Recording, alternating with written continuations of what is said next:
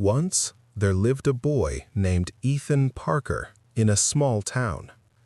The town was quiet and simple. It had one main street. It had a diner, a gas station, and a few old shops. Ethan was 17 years old. He had big dreams inside him, but he had one dangerous habit. Ethan always said one word: tomorrow. Tomorrow I will wake up early. Tomorrow I will study. Tomorrow I will get serious. When Ethan said tomorrow, he felt calm for a moment. Then he fell behind again. Ethan lived with his mom and his little sister. They lived in a small apartment near the highway. Money was tight most months. Bills came again and again. His mom worked long shifts at a nursing home. She came home tired, but she still smiled for her kids. Ethan saw her tired face. Ethan wanted to help his family. Ethan wanted a better future. At school, Ethan's teachers said he was smart. His counselor said, "You have potential." Ethan believed it sometimes. But Ethan delayed everything. He started work and did not finish. He made plans and did not follow. He wanted change, but he waited for motivation. And motivation did not come every day. Every night, Ethan sat at the kitchen table. His laptop was open. His notebook was open, but his phone was also right there. He told himself, just 5 minutes. 5 minutes became 30. 30 became 1 hour. Then it became very late. Ethan looked at the clock. He felt nervous, and he whispered, "Tomorrow, for real." One Friday, the school announced a big opportunity. It was a state scholarship exam. It could help pay for college. It could change Ethan's life. Ethan went home and told his mom, "Mom, I'm going to get it, I promise." His mom hugged him tightly. Ethan felt proud. That night, he made a study plan. He taped it on the refrigerator. But the days passed. Ethan did not follow the plan. He kept delaying. He kept choosing comfort. The exam was Monday morning. On Sunday night, Ethan said, "I still have time." He said, "I will study early tomorrow."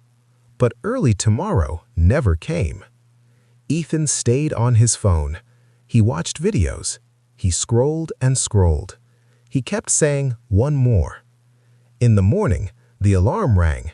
Ethan turned it off. He slept again. When he woke up, the room was bright. Sunlight came through the blinds. Ethan grabbed his phone. His stomach dropped. He was late. The exam had already started. Ethan ran outside. He ran like he could change the past. But time did not wait. Cars drove by like nothing happened. Ethan stood on the sidewalk. He breathed hard. He felt heavy inside. That evening, his mom did not yell. She did not insult him. She only asked softly, "Ethan, what happened?"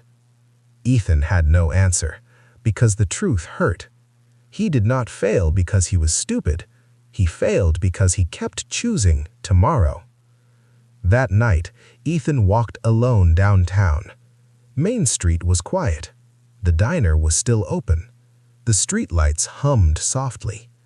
Ethan felt like life was moving without him. He felt stuck.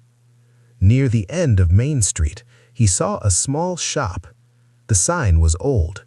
It said, "Clock and Watch Repair." The window was full of clocks. Some were beautiful. Some were broken. Some had stopped at strange times. Ethan opened the door. A small bell rang. Inside, he heard ticking. Tick, tick, tick. Behind the counter sat an older man. He had calm eyes and steady hands. He wore a flannel shirt. He looked up and spoke gently. "You look like someone who lost something." Ethan tried to act strong. He said, "I messed up." The man nodded slowly. He did not laugh. He did not judge. He asked, "What is your name?" Ethan said, "Ethan." The man said, "Call me Mr. Harris."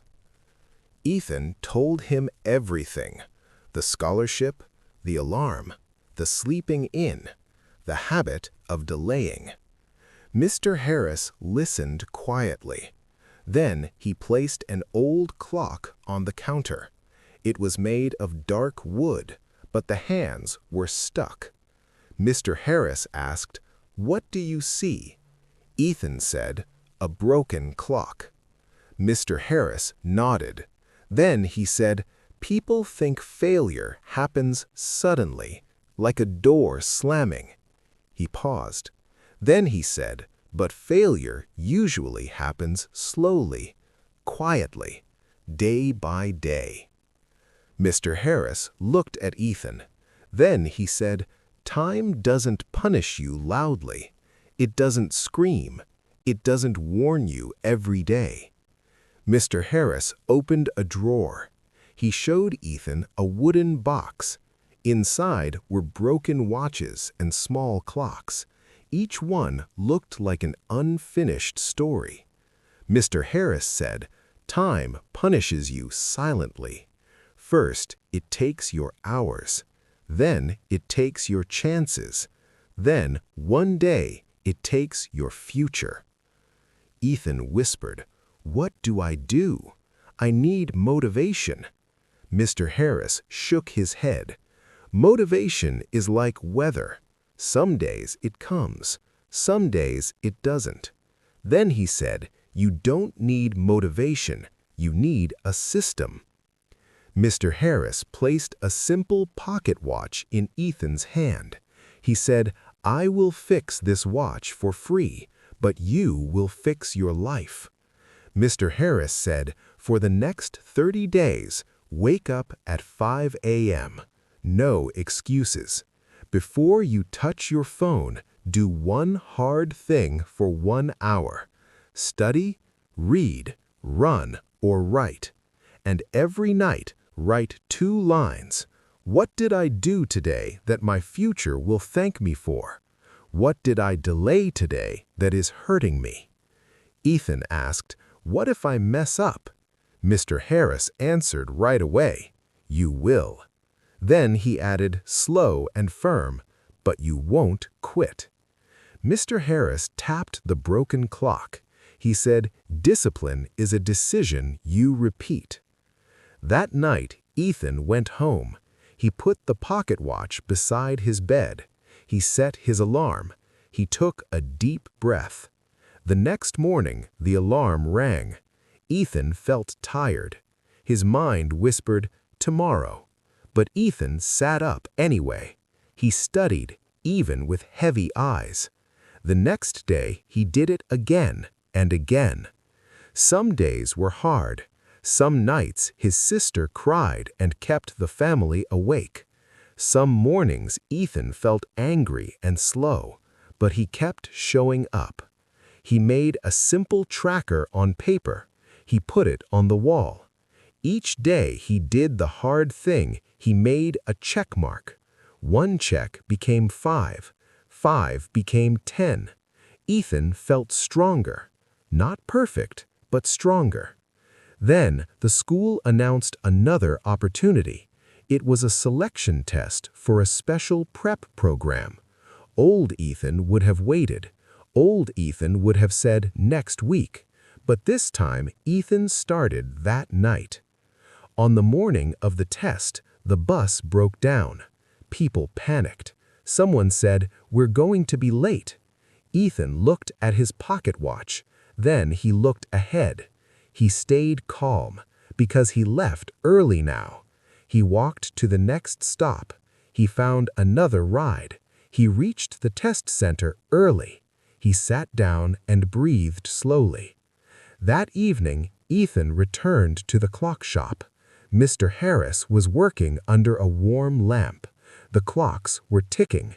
Ethan placed the pocket watch on the counter. Mr. Harris smiled slightly. He handed it back. Now it was ticking perfectly. Tick, tick, tick. Mr. Harris said, "I wasn't only fixing the watch, I was testing the person holding it." Then he said, "You don't need a new life, you need a new routine. Fix your habits before life fixes your fate." Dear friend, if this story helped you, share it with someone who keeps saying tomorrow. Like this video, subscribe to the channel, and remember, start today.